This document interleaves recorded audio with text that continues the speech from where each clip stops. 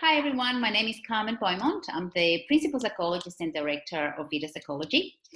As you know, I've been doing a series of different videos inviting different professionals to talk about the areas of expertise. And today I have invited Rita McMarrow, who is a local GP, and I'll let you, Rita, introduce yourself in a minute, because one of the things that it came to my attention, Rita, was that people were not making appointments to see their GPs. And immediately there were alarm bells going off for me. So I thought I'd invite you to talk to you about the importance of ensuring that you continue seeing your GP regardless of, and especially through COVID. So would you like to introduce yourself, Rita? Yeah. So thanks a million, Carmen, for inviting me to have a chat with you today. So as Carmen said, my name is Rita McMarrow and I'm a GP at Parkville Medical Centre. And in addition to my clinical work, I'm also a primary care researcher at the Department of General Practice at the University of Melbourne. Yes, so you're up to date with the latest research. Well, yeah, I try to be, absolutely, yeah. So what are you finding, Rita, as a GP that's happening? What sort of trends are you finding in terms of general care and people keeping appointments? Yeah, so I guess, we're really kind of going through this COVID crisis, I guess, together. And we have found that in general practice that there has been a reduction in the amount of people who are attending for management of their chronic conditions, particularly. So that's people who may have conditions such as diabetes or heart failure or chronic lung problems. A reduction in those people coming in to see their GP for regular care. Okay. Yeah. So what would be some of the concerns from a medical point of view, Rita, for these patients, for these people who are not continuing with that care?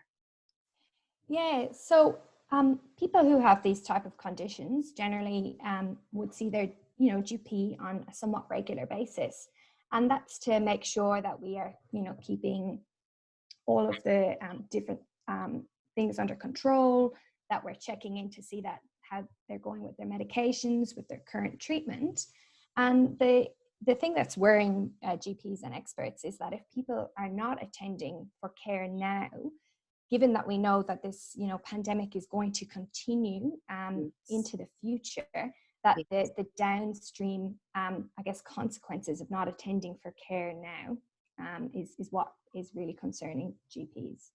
Yeah, so then people are likely to then experience even longer term impact. It's likely to impact their health more from a longer point of view, longer term, Yeah, exactly. So that if, for example, we have found that there's been a big reduction in people who are getting their kind of tests for diabetes, so the HbA1c.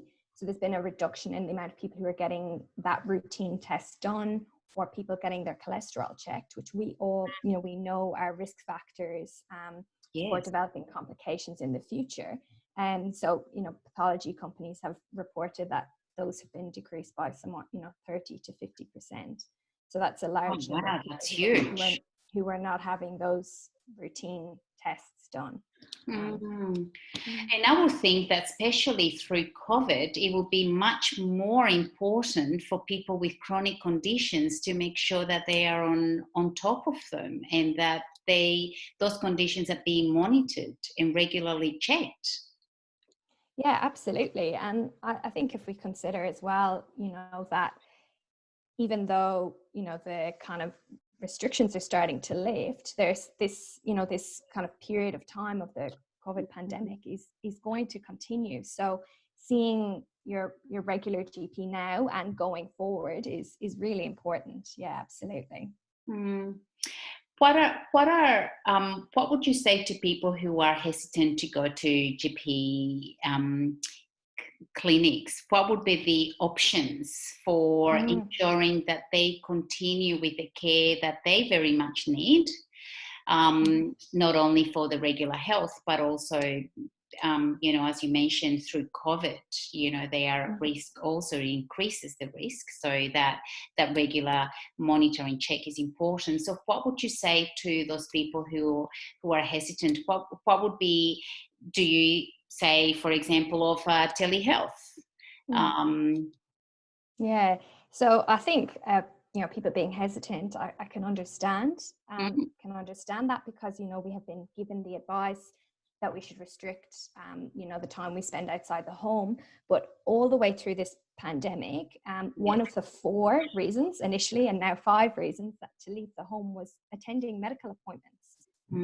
So the fact that was, there was only 4 things, and that was one of the things that the government explicitly stated should provide reassurance for people that it is safe to attend medical appointments, not only with your GP, but with other providers, potentially specialists or psychologists, the nurse educators you might see, physiotherapists.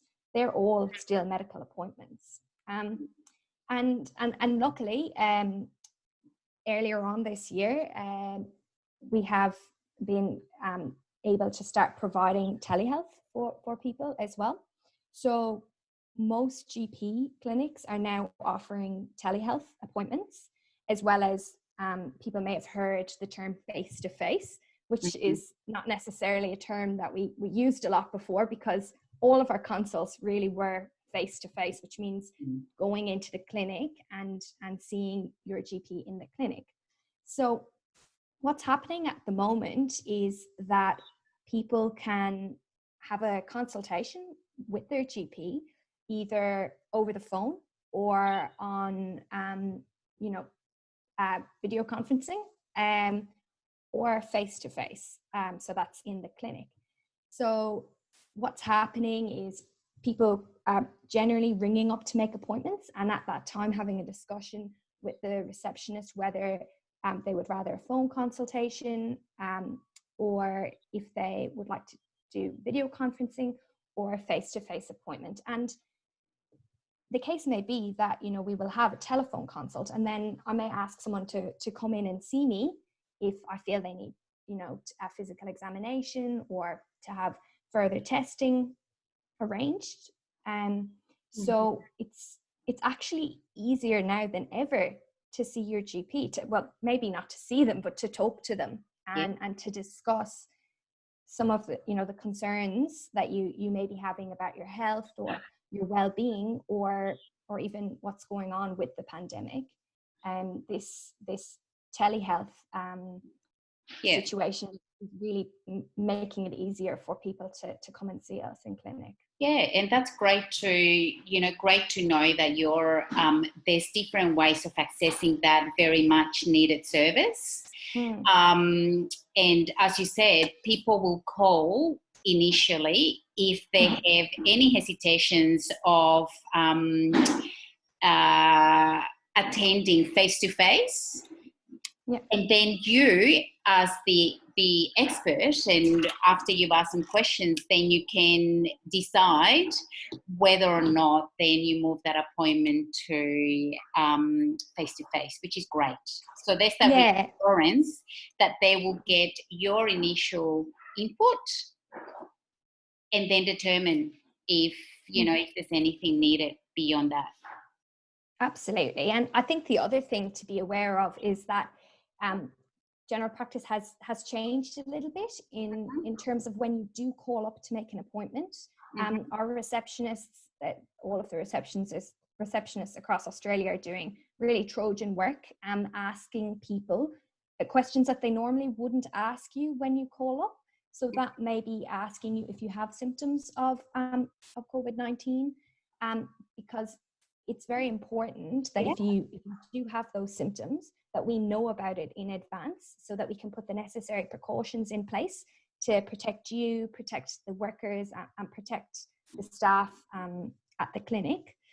And the other thing as well is you may have seen, pictures of what's happening outside the front of clinics. Most clinics are also asking you those questions at the front of the clinic.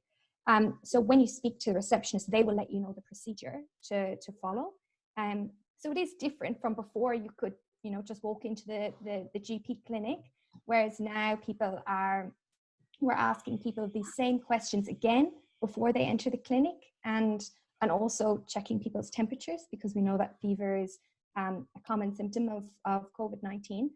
And I think it's good to be aware of these things and understand that we're doing this with everyone who presents. Even when I go to work in the morning, the receptionists are asking me if I've had any symptoms and checking my temperature as well. So it's something that's happening to everyone, and we're not just singling people out and asking certain people questions, if that makes sense. Yeah, and I dropped by your clinic actually a couple of weeks ago, and I wasn't able to just go in. So it was reassuring from that point of view that not just anyone could go in.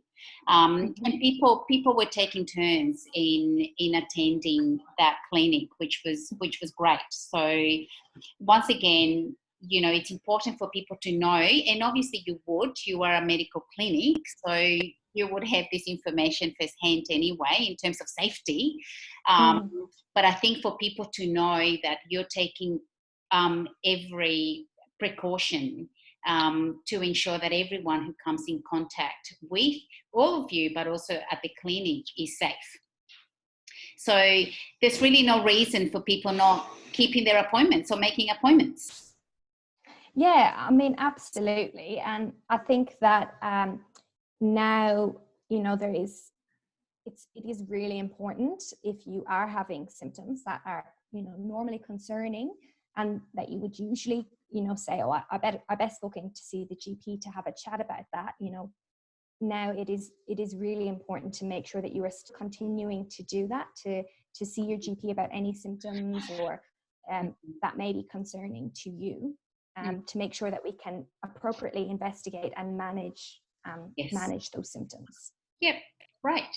Well, thank you for that, Rita. I hope that people who were hesitant about making an appointment to see their GP will think twice about how important it is to ensure that those appointments are kept and made, especially people with chronic conditions. But I think all of us, is important to make sure that we look after our general health.